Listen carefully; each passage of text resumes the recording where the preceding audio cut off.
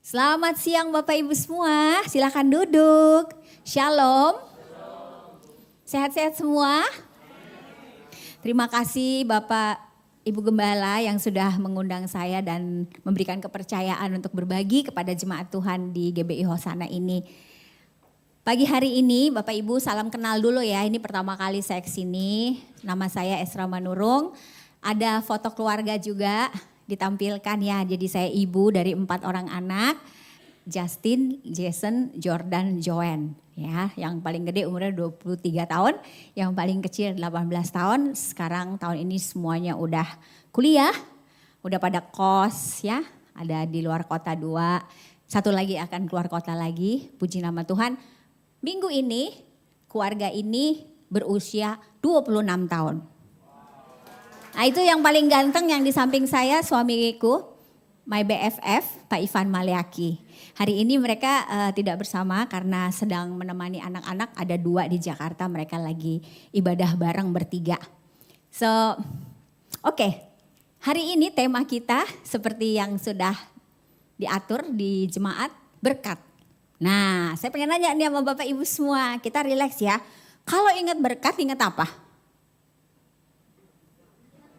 Hepeng, uang, terus apa lagi? Kesehatan, terus? Jangan malu-malu ayo dong. Relax, apa lagi? Keselamatan, terus? Bahagia, happy, ada lagi? Diberkati itu artinya apa kalau anak muda? Enggak jomblo? Apa? Oh jodoh, wah nah hari ini izinkan saya berbagi 3 berkat Tuhan dalam hidup kita. Pengen tahu? Mau apa mau banget? Nah ini enak nih kalau mau banget nih Pak. Jadi lapar hatinya ya. Berbahagialah mereka yang haus dan lapar akan kebenaran. Nah 3 berkat Tuhan. Bapak Ibu tahu nggak kita ini terdiri dari 3 unsur. Siapa yang tahu? Ini pada sekolah di mana? Pinter-pinter semua? Tepuk tangan dulu dong. Pinter-pinter semuanya. Kita terdiri dari. Nah, tubuhnya yang mana? Coba ditepuk, tubuhnya yang mana? Ini. Oke. Jiwanya mana? Ayo. Ini. Mana jiwanya? Dalam ini pengajarannya di sini ya, dalam. Kayaknya udah bisa gantian ya yang khotbah ya. Terus rohnya di mana? Rohnya mana? Nah, ya kan? Coba tubuh, jiwa, roh. Kebalik diikutin. Ayo tubuh, jiwa, roh ya. Jadi berapa unsur kita? 3. Jadi berkatnya juga 3. Lengkap, paket komplit. Berkat pertama adalah berkat spiritual. Yaitu kita menjadi anak-anak Allah. Mau ayatnya? Kita baca Yohanes 3 ayat 16. Yang udah hafal ikutin, yang belum hafal baca di screen. 3, 2, 1. Karena begitu besar kasih Allah akan. Boleh gak dunianya kita ganti saya? Sebut namanya ya. Oke, 3, 2, 1. Karena begitu besar kasih Allah. Sehingga ia telah mengaruniakan anaknya yang tunggal supaya saya yang percaya kepadanya tidak binasa melainkan beroleh hidup yang kekal. Sebab Allah mengutus anaknya ke dalam dunia bukan untuk menghakimi dunia melainkan untuk menyelamatkannya. Barang siapa percaya kepadanya tidak akan dihukum. Barang siapa tidak percaya ia telah berada di bawah hukuman. Sebab ia tidak percaya dalam nama anak tunggal Allah. Bapak Ibu, berkat nomor 1, kita dari yang dihukum dalam dosa sekarang dibebaskan dalam kebenaran. Hanya di dalam Yesus kita bisa memanggil the Almighty menjadi Bapa. Bayangin Bapak Ibu, pertama berkatnya adalah kita dilahirkan kembali oleh Roh. Siapa yang sudah lahir baru di sini? Oke, yang belum. Atau kita merasa, aduh saya mau lahir baru. Bapak Ibu, inilah berkat yang dahsyat itu. Dunia ini tidak percaya akan kebenaran. Tapi kita percaya. Bayangin Bapak Ibu bisa percaya loh bahwa Yesus itu adalah Tuhan. Udah pernah lihat?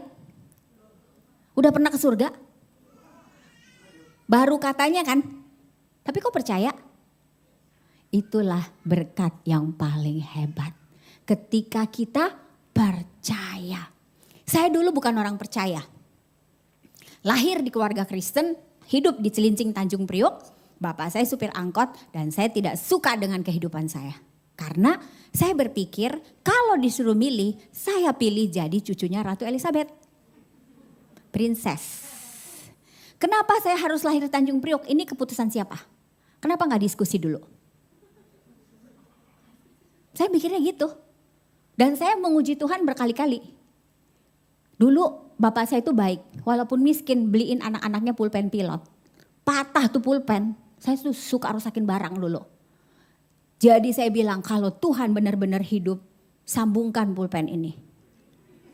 Iya itu saya SD. Dalam nama Yesus. Masih patah. Sekali lagi. Kata mama dalam nama Yesus itu berkuasa. Masih patah 3 kali. Masih patah. Saya bilang Tuhan tahu kan kalau gak nyambung apa yang akan terjadi. Saya akan dipukulin Bapak kan. Saya dipukulin Bapak. Pulpen yang gak nyambung. Mana Tuhan? Kemudian ketika saya berumur 19 tahun. Mama hamil. Anak 25 hamil lagi tambah 2. Kembar. Dan mama keracunan kehamilan. Dokter bilang anaknya harus digugurkan. Kalau enggak ibunya akan meninggal. Mama bilang apa? Jangan dok. Lebih baik saya mati melakukan kehendak Tuhan daripada gugurin anak. Saya lihat mama saya enggak salah. Bela-belain Tuhan lagi. Dan akhirnya mama saya pendarahan. Ketika mama mau dibawa ke rumah sakit. Saya tes sekali lagi Tuhan. Saya ajak adik-adik saya berlima. Lu tahu kan Tuhan yang ini pilih kasih. Dia sayangnya sama orang kaya.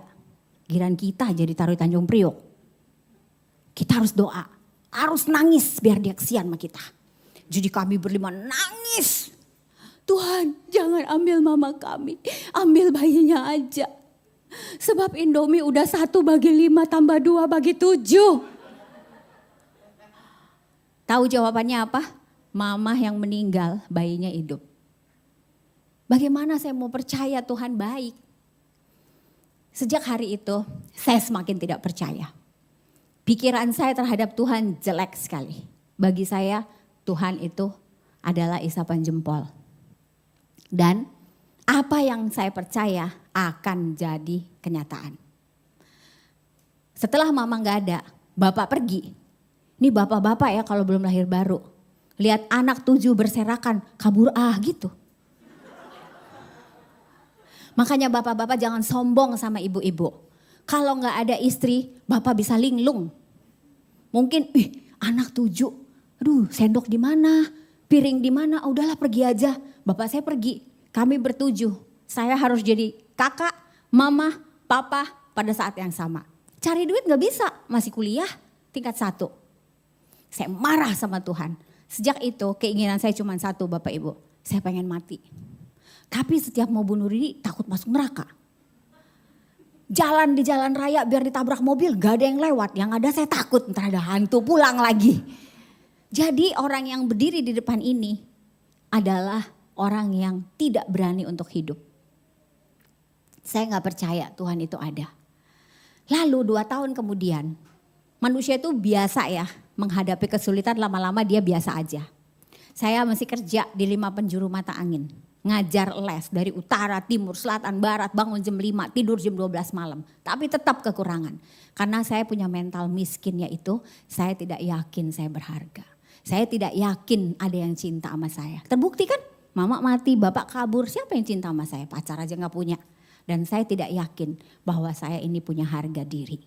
Saya merasa saya manusia sampah. Hidup di tempat yang begitu kotor. Di tempat sampah di Tanjung Priok. 2 tahun kemudian bapak saya pulang. bawa ibu dan anak. Opsi saya 2, bunuh dia atau bunuh diri. Ketika saya mau bunuh diri, pesan mama saya, ting, firman Tuhan itu adalah ilham Roh Kudus yang berguna untuk memperbaiki kelakuan manusia, untuk mengajar dan mengoreksi kelakuan manusia. Karena hari itu ketika mau bunuh diri, saya mikir hitung-hitungan. Gila juga ya, gue udah hidup di neraka, abis ini masuk neraka lagi. Kok jadi 2? Ini Tuhan ya. Tuhan ngomong sama saya. Sebelum kamu berani bakar saya, bicara sama saya Tuhan. Di mana kau? Mama saya ini lucu, pesannya banyak. Dan pesan-pesan ibu ketika ibu tidak ada, kalau itu firman Tuhan, itu akan hidup di dalam hati anak-anak kita. Dia juga bilang, kalau ada masalah larinya ke Tuhan. Masalahnya saya lari ke Tuhan, Tuhannya gak tahu di mana. Tapi hari itu saya lari ke Tuhan seperti pesan mama saya. Dan saya ambil Alkitab, karena ada yang bilang di hatiku, kamu mau dengar suara Tuhan, mana kamu tahu bedanya suara Tuhan sama suara hantu. Kamu kan gak punya hubungan sama Tuhan. Alkitab, ilham Roh Kudus, berguna. Saya ambil Alkitab mama, mau bunuh diri baca segini, kapan matinya gue? Saya bagi 2 aja, udah Tuhan, aku bagi 2, tunjuk Tuhan, ngomong pakai yang saya tunjuk. Mazmur 27 ayat 10. Sekalipun ayahmu dan ibumu meninggalkanmu, aku yang menyambutmu. Bapak ibu amin gitu kan, biasa aja kan. Tapi saya hari itu ketika logos menjadi rema, saya nangis Bapak Ibu. Saya merasakan ternyata selama ini saya gak percaya. Ternyata selama ini pikiran saya yang berdosa. Saya tidak percaya akan anak itu. Saya hanya percaya kenyataan. Kenyataan yang saya percaya bukan kebenaran. Saya gak ngerti apa itu kebenaran. Padahal kebenarannya adalah Yesus sudah diberikan bagi saya. Karena saya selalu nanya gini, dalam penderitaanku Tuhan di mana? Ngapain di sana ngasih hukum Taurat bikin susah gua aja? Terus sudah salah dihukum, itu pikiran saya Bapak Ibu. Hari itu saya baru tahu bahwa 2000 tahun yang lalu sebelum saya lahir aja dia sudah mati supaya aku merdeka dari kemiskinan, merdeka dari ketakutan, merdeka dari kutuk. Caranya adalah aku menerimanya dan aku percaya. Bapak Ibu, kalau lampu saya matiin nih, cetek, gelap gak? Listriknya ada gak? Powernya ada gak? Demikian juga kasih karunia. Tidak akan jadi apa-apa kalau kita tidak percaya. Dan hanya Roh Kudus yang bisa menginsafkan kita akan dosa. Karena waktu itu saya merasa saya gak berdosa. Saya merasa, dosa, salib, gue gak butuh. Oh gue gak berzina, gue gak korupsi, gue gak bunuh orang. Ngapain aku harus pakai salib-salib? Saya salah kecil-kecil aja, bohong kecil-kecilan, semua juga bohong. Bayangin Bapak Ibu. Saya pikir dosa itu perbuatan. Padahal dosa itu adalah tidak percaya akan karya keselamatan. Tidak percaya bahwa Dia mengasihi kita. Dan hidup dalam putusnya hubungan dengan Bapa di surga. Itu dosa. Cenderungnya hati kita itu udah dosa. Bapak Ibu tahu gak? Kita ini kalau pikiran kita gak kita training dengan baik, kecenderungannya tuh negatif loh. Bener gak? Begitu benjol sini mikirnya apa? Kanker kan? Siapa yang ngajarin? Gak ada. Begitu panas, COVID nih kayaknya gue, siapa yang ngajarin? Padahal kurang air. Ya kan? Kenapa kecenderungan kita jahat? Karena kuasa dosa. Jadi dosa itu bukan perbuatan. Yang paling alim sekalipun di dunia ini, dia juga berdosa. Kita manusia celaka. Hanya satu yang bisa melepaskan kita dari kuasa dosa itu. Dia telah datang yaitu Yesus Kristus Juru Selamat yang membebaskan kita dari dosa. Sehingga kita sekarang menjadi anak Tuhan. Amin. Bahkan maut sekalipun sudah tidak ada sengatnya. Sebab itu hanya akan menjadi transisi kita bersatu dengan Bapa kita dalam kekekalan. Ini berkat nomor 1 Bapak Ibu. Aku lahir baru. Bapak Ibu, bangun tidur nih mestinya ya, terima kasih Bapak, aku lahir baru. Makasih Bapak, bagaimana mungkin aku dari gak percaya jadi percaya, bagaimana mungkin. Itu 100% pekerjaan Roh Kudus, bukan perbuatan kita. Benar Bapak Ibu, ketika Bapak Ibu dipilih menjadi anaknya, itu bukan karena perbuatan kita, karena kasih karunia-Nya yang begitu besar. Wow, tepuk tangan buat Tuhan Yesus. Bilang sama sebelah, aku kaya. Aku sudah jadi anak Tuhan. Aku punya berkat rohani.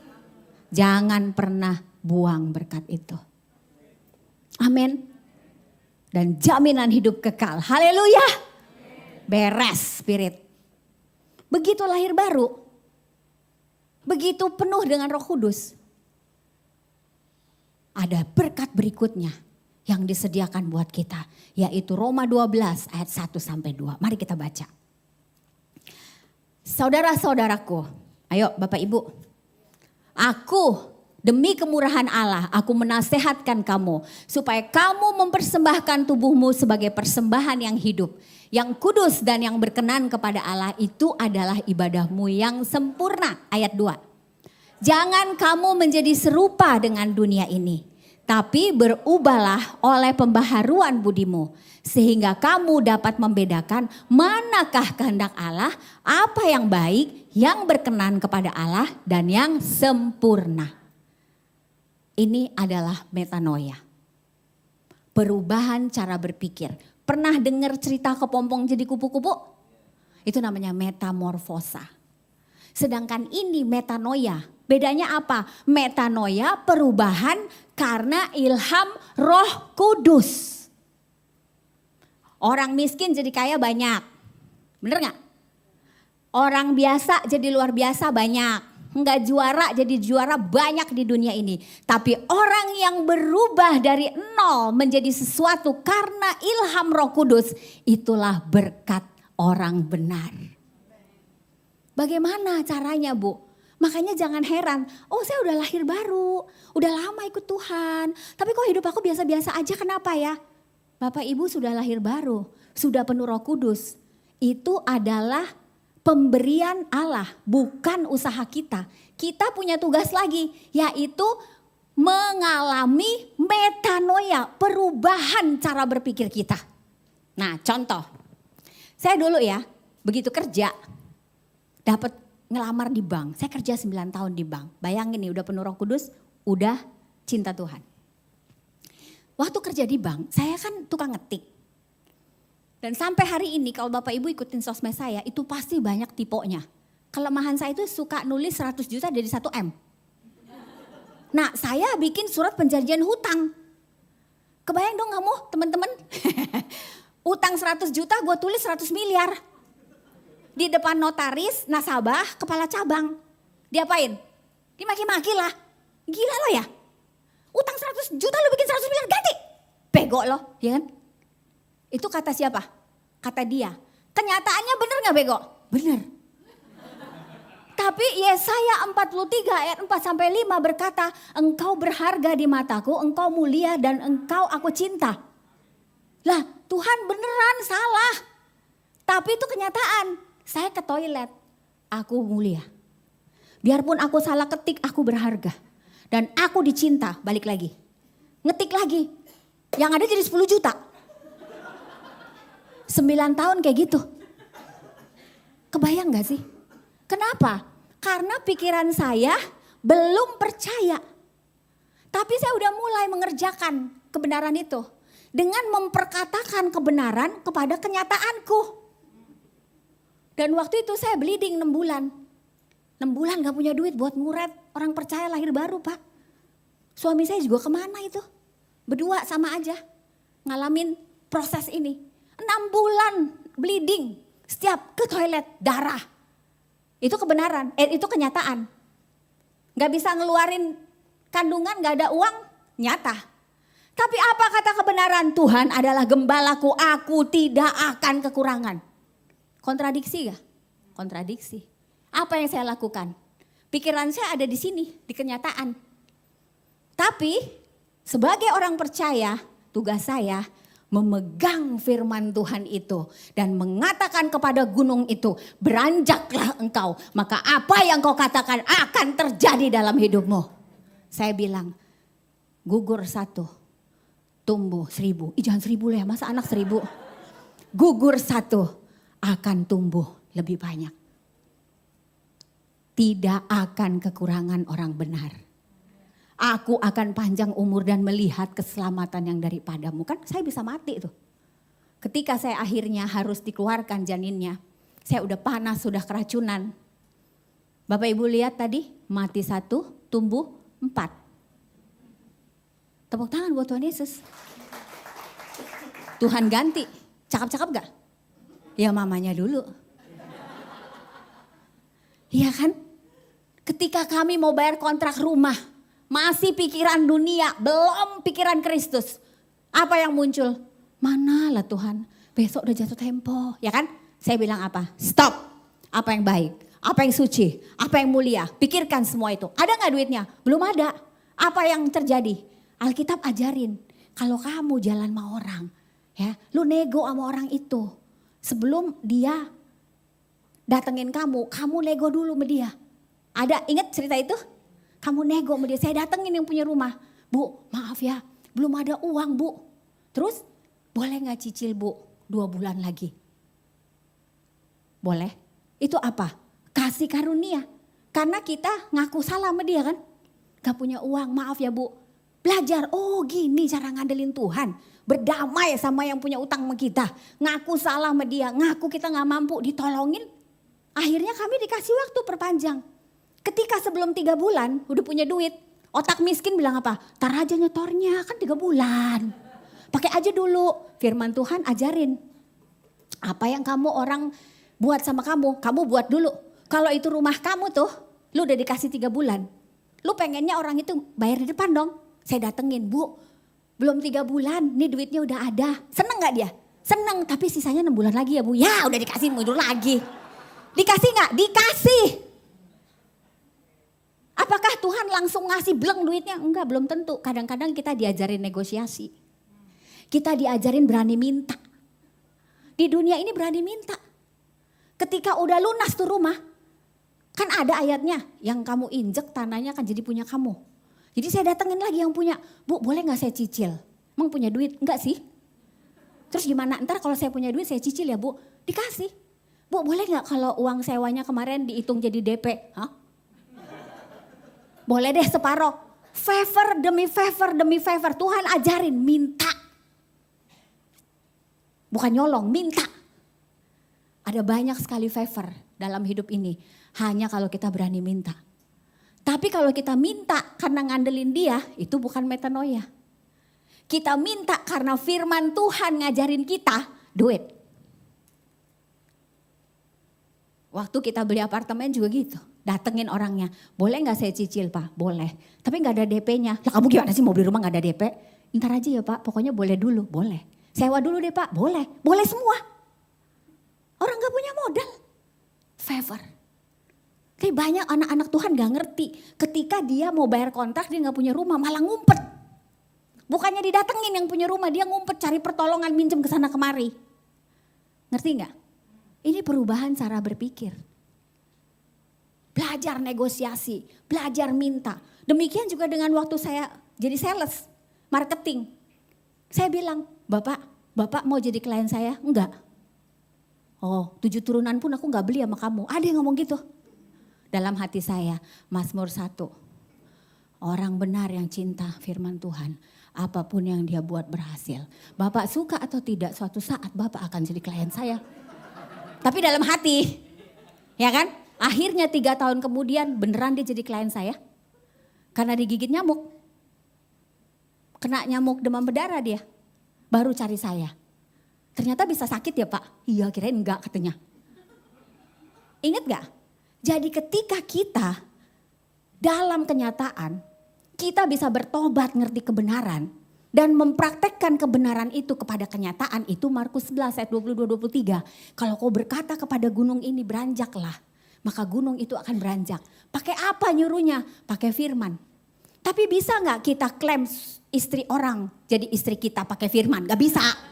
Jangan pakai firman untuk kedagingan kita. Roh Kudus akan mengilhamkan karena dia hanya akan berbicara dari firman dan semuanya untuk mempermuliakan Tuhan. Paham Bapak Ibu? Saya ngalamin proses metanoia 30 tahun sampai hari ini. Saya adalah ciptaan baru. Yang lama sudah berlalu, yang baru sudah datang. Dulu aku miskin, sekarang aku cukup dan punya lebih. Bapak Ibu, berkat perubahan pikiran perlu kita alami. Dulu saya waktu baca Mazmur 27, ada suara yang bilang, Sra, Tuhan lagi ngomong sama lo. Lo gak minta apa dari dia, coba minta satu. Bisa jadi itu inspirasi batin saya ya. Kan biasa, Tuhan bicara sama aku, minta. Gitu ada yang ngomong, dasar orang miskin minta mulu kan, minta. Saya pikir minta apa ya saya sama Tuhan. Oh langsung inget. Raja Salomo minta apa? Aku pikir biar keren kayak Raja Salomo. Minta hikmat aja. Tapi hati saya bilang gini, lu hikmat buat apaan? Emang lu punya rakyat? Oh iya ya, lu follower aja gak punya. Oh iya buat apa ya hikmat? Oh buat ngatur duit. Emang kamu punya duit? Ya gak ada. Raja Salomo butuh hikmat soalnya duitnya banyak, rakyatnya banyak. Kamu mah gak butuh hikmat. Iya, aku butuh apa? Beras. Janganlah beras murah, mobil aja. Mobil, jangan, rumah. Jangan, suami aja, pacar. Jangan. Saya bingung mau minta apa. Jadi saya baca Mazmur 27 ke atas. Raja Daud bilang gini, satu hal telah ku minta kepada Tuhan. Satu juga dia, kayak Salomo. Itulah yang ku ingini, diam di dalam rumah Tuhan seumur hidupku. Menikmati baitnya dan menikmati kasihnya. Wah. Ada ide saya. Aku mau minta Tuhan. Kan pada bingung kan maksudnya. Saya mau minta dia. Aku mau kamu Tuhan. I want you. Who are you? Kok kamu mau ngomong sama saya? Cerita saya itu cerita sampah loh. Kalau saya mati hari itu bunuh diri, Indonesia jalan kok. Ya orang saya gak bayar pajak. UMR aja enggak. Sampah, ini manusia sampah. Gak ada arti ceritanya. Tapi hari ini, cerita ini sedang dibuat film. Judulnya Metanoia. Bapak Ibu, kalau Anda hari ini berpikir ceritamu sampah, mintalah yang terbaik. Karena kalau kau cari dia dan kerajaannya dan kebenarannya, semuanya dia yang beresin. Bapak Ibu minta apa sekarang? Apa yang Bapak Ibu minta? Saya pengen bisa menginspirasi Anda. Mintalah dia. Minta Anda mengenal dia. Anda bisa mendengar suaranya, melihat kehadirannya di tengah-tengah masalah. Melihat kehadirannya ketika Anda dihianati. Melihat dia bersamamu ketika Anda ditinggalkan. Melihat dia dalam kehidupanmu setiap hari nyata. Minta dia. Dia yang terbaik. Semua yang ada di dunia ini fana Bapak Ibu. Tapi dialah harta terindah kita. Mutiara yang tidak ternilai. Sampai hari ini Bapak Ibu, saya minta dia. Dulu mimpi saya, makanya stres disemper. Saya pengen keliling dunia. Orang gila gak? Orang naik pesawat aja gak pernah 7 turunan. Opung saya juga gak pernah naik pesawat. Saya mimpi keliling dunia, apa gak frustasi? Saya udah pikir, gak usah lah keliling dunia. Alah jadi orang berguna bagi bangsa dan negara. Kan semua kita didoain gitu kan. Di Indonesia kalau lahir semoga menjadi anak yang bikin stres. Bagi bangsa dan negara beras aja gak ada. Ya kan, saya lepaskan semua mimpi itu. Saya gak percaya mimpi itu, udahlah Tuhan saya mau kamu. Aku mau hidup dekatmu. Aku mau mengenalmu. Kau yang peduli saya. Sampah aja Tuhan mau ngomong sama saya. Kalau Pak Jokowi belum tentu kan. Ya kan dia orang hebat. Ini raja segala raja lo mau ngomong sama saya coba. Anda bangga gak sih punya dia? He is the King of King. And dia bilang, you are my daughter. Kita khawatir apa? Apa yang kita takutkan kalau dia aja memberikan dirinya kepada kita? Masa depan, nih ibu-ibu, masa depan. Gitu. Amsal 31, dia tertawa tentang masa depan. Masa depan.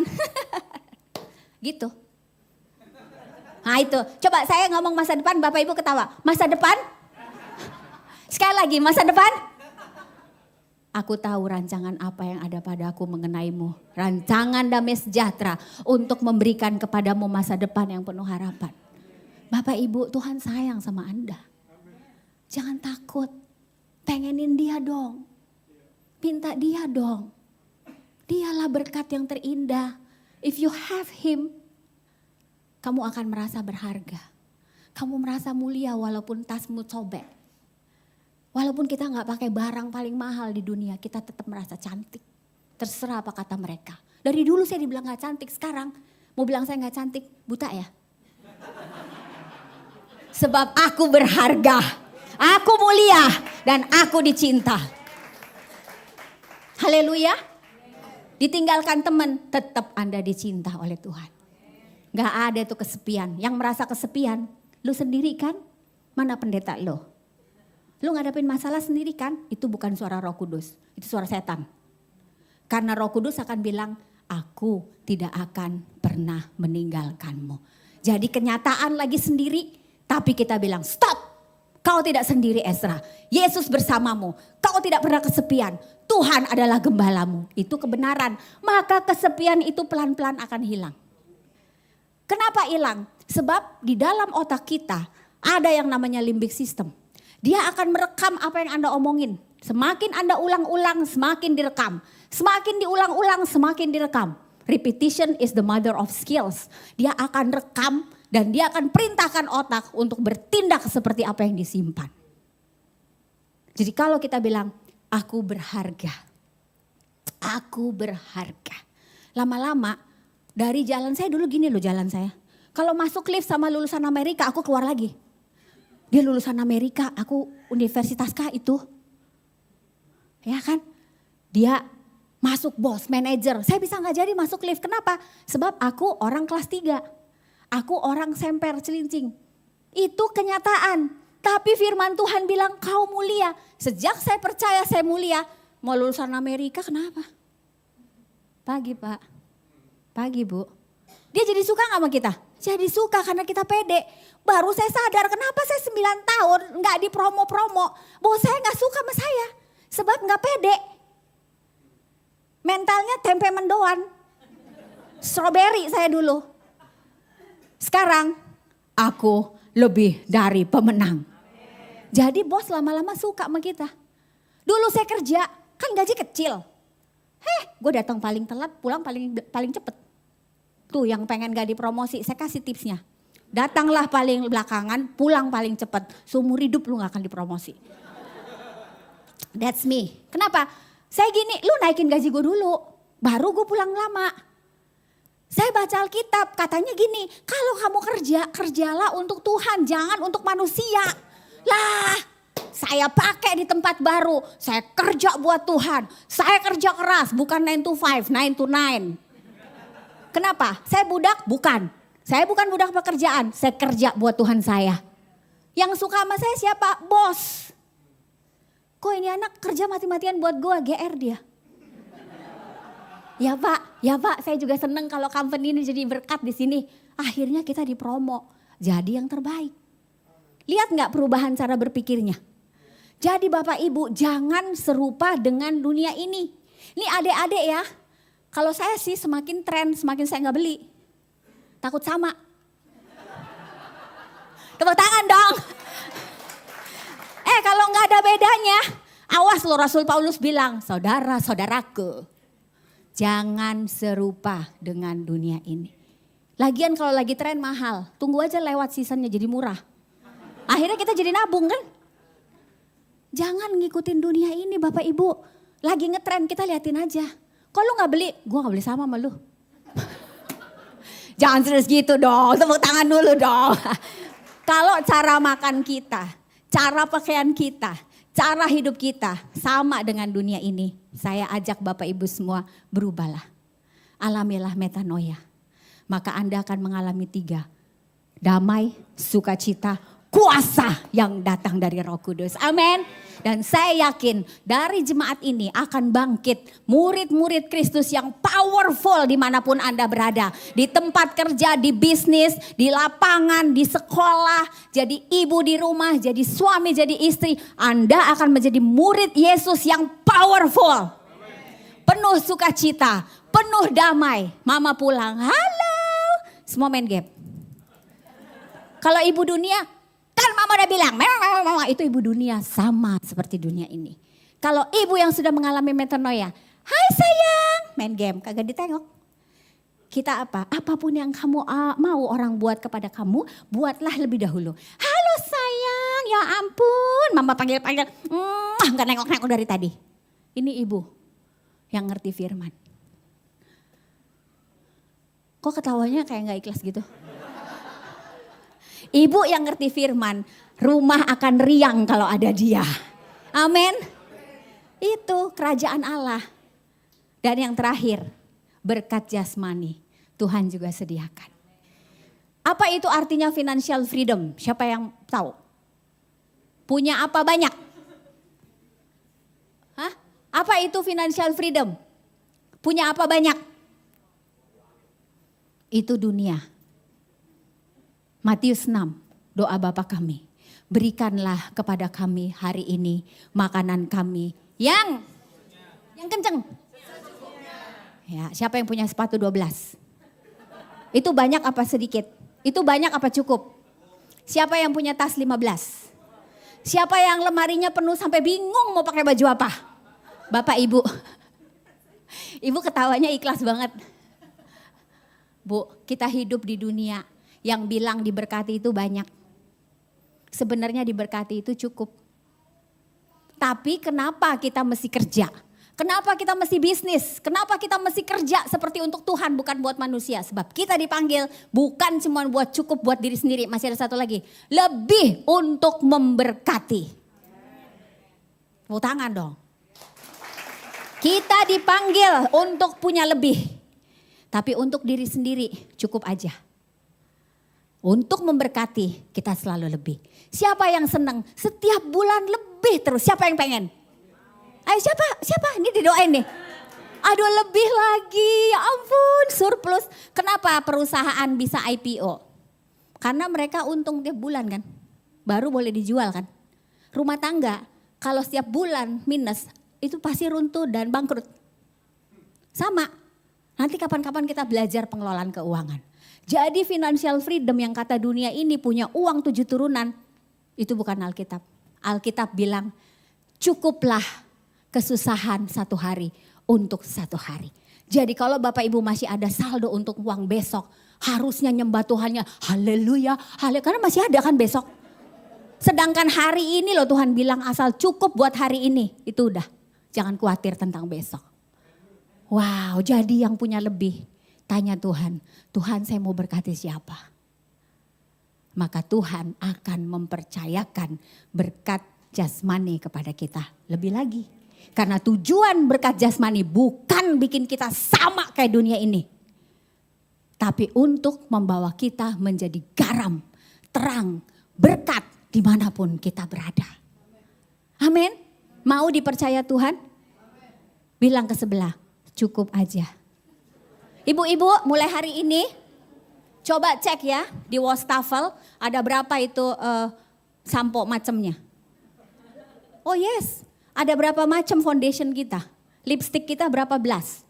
1 aja cukup sampai habis. Lihat deh, pasti keuanganmu berubah.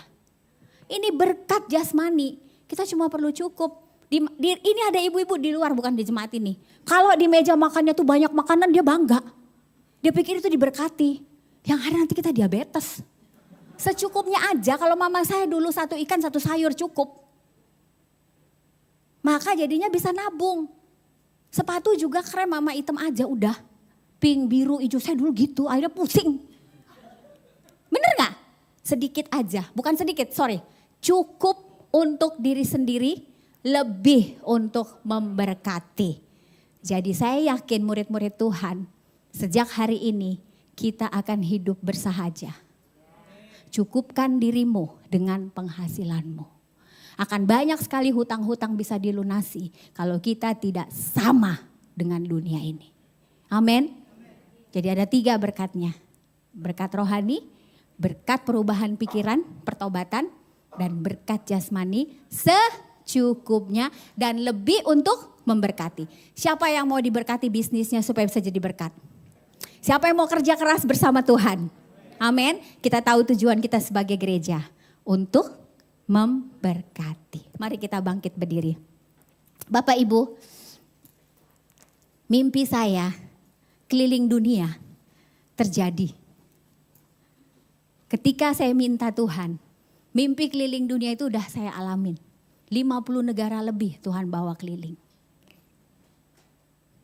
Semua mimpi-mimpi yang saya pikir udah gak terjadi. Itu semua gak ada yang mustahil bagi Tuhan. Tapi Tuhan panggil kita bukan buat begituan.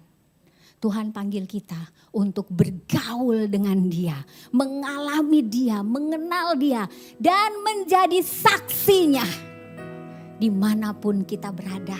Bahwa kuasa kebangkitan Kristus nyata dalam hidupmu, nyata dalam hidupku.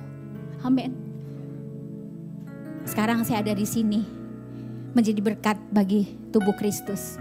Dari orang yang tadinya mau mati, sampah. Sekarang saya berharga. Bapak Ibu semua, hari ini saya mau berdoa. Apa yang Bapak Ibu mau minta? Kalau Anda minta satu, Anda minta apa hari ini? Saya boleh gak pengaruhin? Mintalah Dia. Minta Dia aja. Kalau kau punya Dia, kau akan merasa lebih dari cukup di dunia ini. Dan kau akan sangat powerful. Amin. Dunia butuh kehadiranmu. Tempat kerjamu, anak-anakmu, suamimu, keluarga besarmu, kampungmu, negaramu, bangsa kita butuh kita. Agen-agen kebenaran. Amin. Bapa di surga, aku berdoa untuk jemaatmu meminta yang terbaik. Mintalah maka kepadamu akan diberikan. Carilah maka kau akan mendapat. Ketuklah maka pintu itu akan dibuka. Buat jemaatmu yang belum mengalami kedekatan denganmu, mereka yang masih mencari Tuhan di mana, aku berdoa siang hari ini. Mereka mendapatkan terobosan hubungan dengan Tuhan. Mereka yang sudah lahir baru, sudah penuh Roh Kudus. Dan mereka merasa hidup mereka kok gak berubah-berubah. Kok aku gini-gini terus. Bapak, aku berdoa terobosan perubahan pikiran karena metanoia itu turun ke atas jemaatmu. Mereka rajin baca firman Tuhan. Mereka rajin percakapkan firman Tuhan itu kepada kenyataan mereka. Sampai kenyataan itu menjadi seperti kebenaran. Bapak, aku juga berdoa untuk mereka yang sedang ada kebutuhan. Mereka tahu Tuhan bahwa Tuhan adalah gembala mereka. Tuhan gak akan pernah tinggalin mereka sendirian. Apapun masalah yang mereka hadapi, semua itu sudah Tuhan jamin, Tuhan pasti cukupkan. Aku berdoa untuk kami yang terpengaruh oleh dunia ini untuk serakah. Pengen punya banyak, gak habis-habis keinginan kami. Kami berdoa siang hari ini, kami letakkan semua itu ke dalam tangan-Mu Bapa. Lepaskan kami dari semua pencobaan Tuhan.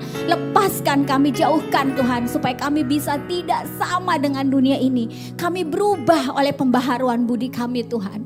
Sehingga hidup kami betul-betul hidup yang powerful. Sehingga ketika orang bertemu kami, mereka bisa bilang, ada apa dengan kamu? Why you change? Dan mereka akan bilang firman Tuhan mengubah hidupku. Damai sejahtera, sukacita, kuasa akan nyata dalam hidup kami. Di kamar kami, di mobil kami, di kantor, di bisnis kami, di perusahaan, di gereja, di jemaat, di komsel. Dimanapun kami berada Bapa, api itu terus menyala-nyala dalam hidup kami. Dan tidak ada seorang pun di antara kami yang kekurangan. Aku berdoa kami semua diberikan etos kerja, diberikan etik kerja keras seperti untuk Tuhan, bukan untuk manusia. Kerja kami menjadi ibadah kami, kerja kami menjadi pelayanan kami Bapa. Dan semuanya kami dedikasikan kepadamu sehingga Engkau memberkati apa yang kami sentuh berhasil. Seperti kata Mazmur 1, tidak ada satu orang pun di sini yang biasa-biasa. Apapun pekerjaanmu, kau mahasiswa, Tuhan akan membuat kau menjadi excellent. Yang menjadi driver, kau akan menjadi driver yang terbaik.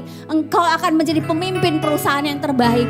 Yang belum profit, Tuhan akan berikan hikmat sehingga kamu bisa membuat profit. Pendeta-pendeta, gembala-gembala, Tuhan berikan hati yang penuh dengan compassion untuk melakukan pemuritan, impartasi leadership sehingga terjadi Tuhan. Duplikasi terus terjadi. Murid-muridmu dibangkitkan di jemaat ini. Aku berdoa jemaat ini terus berkembang Tuhan. Mereka akan terus menjadi dampak dimanapun mereka berada. Satu persatu mereka akan bangkit. Rise and shine. For the glory of God is risen upon you. Dalam nama Tuhan Yesus. Dan aku berdoa cinta akan Tuhan menghanguskan kami. Seperti kata Nabi Yeremia ketika dia diberikan tugas yang begitu berat. Firman-Mu membakar hatiku sampai ke tulang-tulangku. Aku tidak ingin melakukannya, tapi aku gak bisa. Aku tetap melakukannya.